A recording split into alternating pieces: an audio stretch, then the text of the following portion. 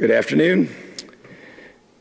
Exciting week for the Hoosiers. I'm much looking forward to a great opportunity this weekend.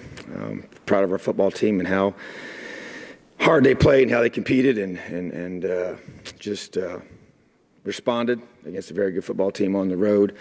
And it was a one-possession game in the fourth quarter, and just didn't make enough plays at those final few opportunities that we have to in order to beat a team of that caliber at their place. So a lot of respect for Coach Harbaugh and a very, very good football team. Wish them nothing but the best moving forward. And kind of wrap the game up by just talking about players that we felt like played at a high level. We had a lot of guys I thought did a lot of good things. Offensively, Peyton Ramsey was our offensive player of the game. Just played with a ton of grit and just fight and getting first downs and extending plays and making some good throws and just battling and competing, leading our team. Defensively, Gavin Everett, Raheem Lane, and Andre Brown were all three the co-defensive players of the game. Thought that the two corners, Raheem and Andre, had a big challenge guarding some very, very talented receivers with great length and speed, and did some good things with them and really attacked the ball. And Gavin had his best game of the season production-wise, but just been so solid. A guy that's so dependable and steady and plays hard and really plays, bigger than he is physically, and really proud of him and all that he brings to our program. And special teams, Logan Justice continues to kick the ball effectively and well. And Mike Majette is just a steady guy that just gives us great decision-making and protecting the football and making good choices there. As far as our preparation, our scout guys continue to work extremely hard. It was a big week of preparation for us against a very multiple defense, and then their offense did enough things that it creates a lot of challenges for those guys. And Aaron Casey, Defensive Scout Team Player of the Week, freshman linebacker out of Georgia that's continuing to develop and grow. Offensively, the Scouts of the Week, Aiden Rafferty and Connor Thomas continue to work extremely hard. And a lot of times those old linemen don't get a lot of rest on those scouts. And so those guys go over and over and over again and really appreciate their effort. And then Special Teams Scout of the Week was Ryan Barnes, a young man from Noblesville High School here in Indiana, just continues to work extremely hard. And very valuable guy, can play offense, defense, and a very versatile young man. Was that same way in high school. So proud of our guys, and had a great time with them in the locker room afterwards, and challenged them, encouraged them, and got to focus right away onto the task at hand, which is playing for the Old Oaken Bucket here on Saturday at noon against Purdue. Coach Brom's team comes in with a tremendously high-powered offense and defense that plays extremely hard, and we've got some big wins this season, and so going to be stressed as a team to be able to stop them offensively and be able to score points by our offense, and then special teams. They've got some dynamic returners and good specialists, and going to be a great game. So once again, just like last year, comes down to playing for the bucket and playing for an opportunity to go to a bowl game. So a lot is on the line, and our players understand that. And so we had a great start to the week, and very much looking forward to the schedule we have. It's Thanksgiving week, so we don't have class, and so being able to maximize that and get our guys fully prepared mentally, physically, emotionally for our biggest game of the season. So excited for that. Questions? Coach, you've been obviously open with your team about the bowl situation, and they seem to have taken that to heart and taken that as a challenge and as a positive.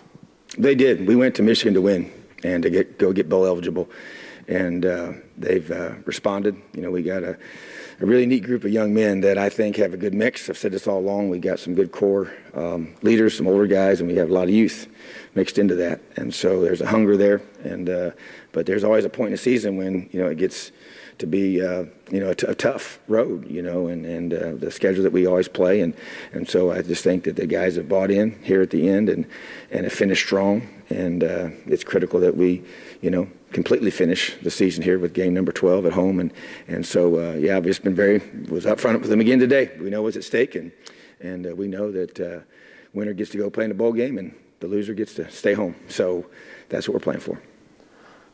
Coach, during the radio broadcast, Buckshurst said something interesting. He said that you really don't appreciate a trophy until it gets taken from you. How does that sentiment resonate with you, and how do you think it resonates with the players on the team?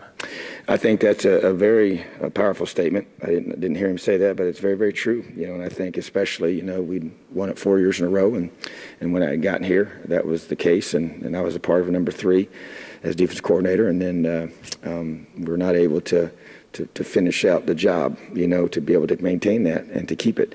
And I think that, you look at the history of the rivalry, it's a tremendous rivalry, it's a tremendous opportunity, and being raised in this state and seeing it played many, many times and just knowing what it means to each university, and being a part of rival games at other places and the passion that's involved. But it's really, really, it's a big deal here. And so I think when you have it and then you lose it, it changes your perspective, and I think our guys, recognize that. And so I know that we've talked about some of those things today. We'll talk more about it every single day. It's a big emphasis, and making sure our young guys understand what it means. We got guys from all across the country, some guys that were raised around it, some guys that were not. And so educating them and making sure they understand exactly the history and those that have gone before him and what it means to win this game and how important it is for our university and for everyone that's part of this program and part of our alumni. And so I think that anything in life, when you have it, you take it for granted. And when you lose it, you realize how special it really was and really is. And so I think that that's can be true of a lot of things for sure. And I think it's definitely true in this rivalry. Another guy new to the rivalry is Rondale Moore. Not too many guys his size can squat 600 pounds. What do you see? What makes him a different challenge maybe than some of the other ones you face? Well, first of all, he's really, really fast. And so speed's a good thing for when you have it. That's why everybody wants it, So that's the first challenge. And as you mentioned, he's really strong, and you can see it. Power cleans and squats are 2 lifts that really translate to football. And the fact that he's that strong, it shows up on film. He's hard to tackle, breaks a lot of tackles, and just runs hard. And they get him the ball a lot. And they should, So it's just a very difficult young man to scheme for, and they try and get him the ball all different creative ways and special teams as well. So yeah, he's a tremendously talented young man that will be a big challenge for our whole football team to defend. Will Raekwon be back this week? And if he is, what's that going to mean to the linebacker group?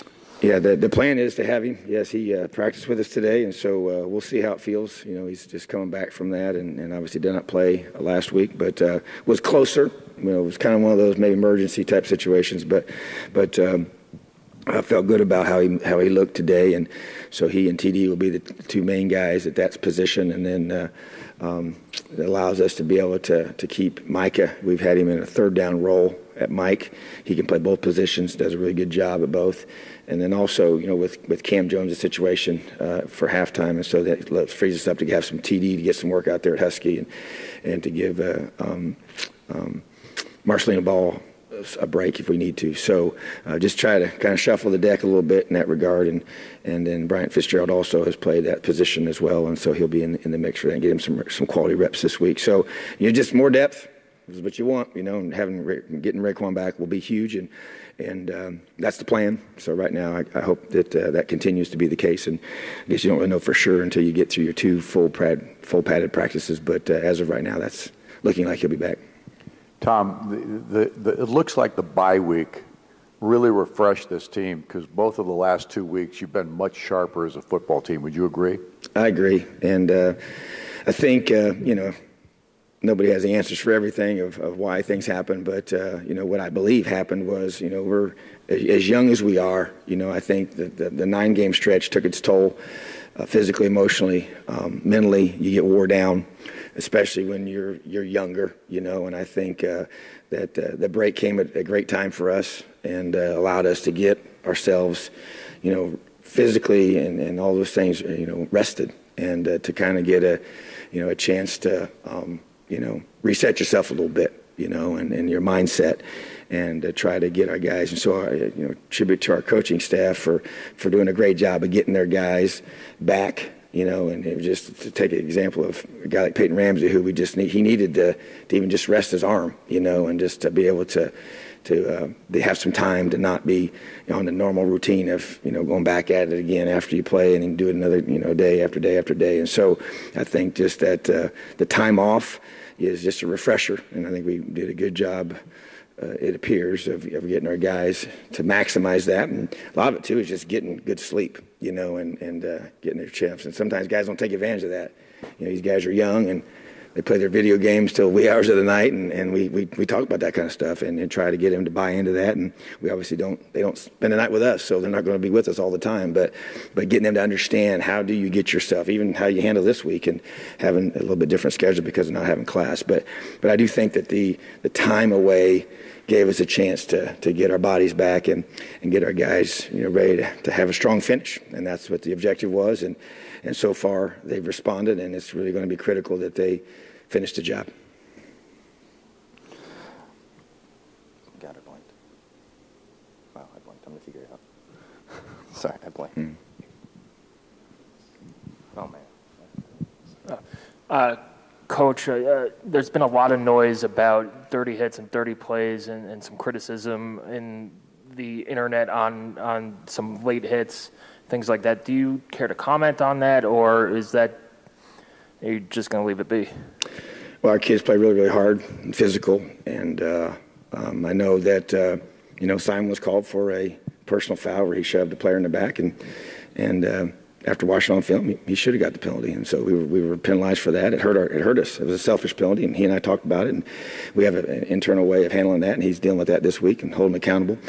That's not, we're going to play hard to the whistle, and the whistle was blown, and he, made a mistake, but our kids play really hard and really physical, and we don't apologize for that. Within the rules, that's how we're going to do it. Coach, obviously everything that's on the line has been talked about, but for what you're trying to do and the program you're trying to build, how important is it to get this win, to get to that bowl game, and to do it by beating Purdue along the way? It's big, and I think that's pretty obvious. You get extended practice time with your team, for a bowl game, and that's huge for a young team especially. And you go through and see that, we've stated pretty clearly the youth that we have and how many guys that are freshmen and sophomores that are on our team right now. And so that gives you almost a whole extra spring in some ways of technique work and development. So that's huge. And then just in recruiting, it's a big deal. And, beating your rival, so you get it all wrapped up into one, so it's makes for a pretty exciting opportunity and atmosphere and a chance to be able to accomplish things that you want to accomplish as we build this program. We want to, be in a position where, we're climbing and growing every single year. And that's the objective, is as we build and keep recruiting and putting class upon class upon class is going to be critical. And to me, and our staff understands this, that it's always the number one focus as a staff is about recruiting, because we're all a lot better coaches when we have better players. That's the truth. The schemes work a lot different when you got different kind of guys running it. So it's about getting the right kind of guys here and that fit what we're looking for, that want to be excellent young men in the classroom, who want to do the right things on and off the field, and love to work and love football. And I think that's, as we have our staff here intact here now for going on our second full season, just trying to continue to build off of that. And really love the group of guys that we have here now, and got to continue to build that. And that's, this kind of a game and what's at stake creates more opportunities for that to help us. And that's what we're trying to do. And so to me, it's a big game regardless if you take any of that stuff out of the mix, but it becomes intensified and even more important when you look at the ramifications for being in a bowl. Was it obvious to you that Jacob Robinson, one of the main reasons for him coming back this year, was this bucket game? And I guess what difference have you seen with the team, with him actually being able to play and not just a presence on the sideline? Yeah, I think that, he's an in-state young man, that this game means the world to him, and especially when he's one of those guys you talk about that was had a chance to win it his first 2 years here and then lose it last year. And being a young man that played at Westfield High School, and just cares about our university. This is his home state, and there's a lot of pride. And he's one of our guys. And having him out there, on the field and not just being a cheerleader. Now he's playing, and getting him back was huge. And he wanted to fight to come back, and he's worked extremely hard to come back. And he's invested a lot in this program, and he's one of our leaders, and one of the guys that we, I rely on to talk to and get a pulse of our team. And his care factor is really, really high, So, and he's an awesome young man. He's going to be very, very successful in his life. And so it means a lot to him, as it does to many of our older guys on our team, and our younger guys, obviously learning, and understand it as well. So you need guys like that to be able to allow you to prepare at the right level to play in this kind of a game. Coach, obviously got a lot of young guys from out of state. Excuse me. Probably their first Thanksgiving, they won't be at home because of the distance. They can't go home. What do you try to do to maybe, just so they're not, it's probably kind of tough on them not be able to see their family. What do you guys kind of have planned for Thanksgiving to try to keep them like the family type atmosphere? Yeah, we really work hard at that. And so the plan that we have is we have every single position coach works with his guys. And so we have every single player is in somebody's home. And so whether it's at a coach's home, whether it's our home, whether it's one of their teammates' homes, and all the guys that are outside of about a 2.5-hour radius, they're going to be with someone else's family, and we make sure of that. And we started work on this, a week and a half ago, and had it finalized a week ago to where we know exactly where every single player is going to be. That they all have a home cooked meal to be there and to get that family feel that we want. And I've been places where sometimes you bring the whole group together and have a meal with the whole group on Thanksgiving Day, but I think it's more personal when you get them in homes. And I want our players to be able to. And some families come here, and they have the meal with them here in Bloomington, and then stay for the game since it's here at home. So we just want to make sure we do a great job of that. And our coaches we did it last year this way, and we're going to do it again this year, and it works really well. Offensively, what challenges does Purdue present to your defense with David Blau, Rondale Moore, and DJ Knox in the running game? Well, their offense, their skill is really impressive. The speed at receiver and the playmaking ability of those guys, and they have a really good scheme. And the quarterback, David Blau, is just a really good player. He's played at a high level this season, and he's a guy I respect. He handles himself in a first-class way, and he's a strong man of faith, and just a guy that I just think is a player that's been there, and you respect him. He's overcome an injury, and he's allowed them and kind of caused them. Quarterbacks are just such a huge part of everybody's offense, and his play has elevated them. And two talented running backs that run hard and are tough to tackle, and a big, strong, physical offensive line. Two big old tight ends too that I think are really talented. So complete offense, and they've scored points against about everybody, and have done a great job. So I just think that just like any team that you play, you have to, try to find a way to take away the things that they do really well, and that's tough to do because they have so many weapons, they can stress you a lot of different ways,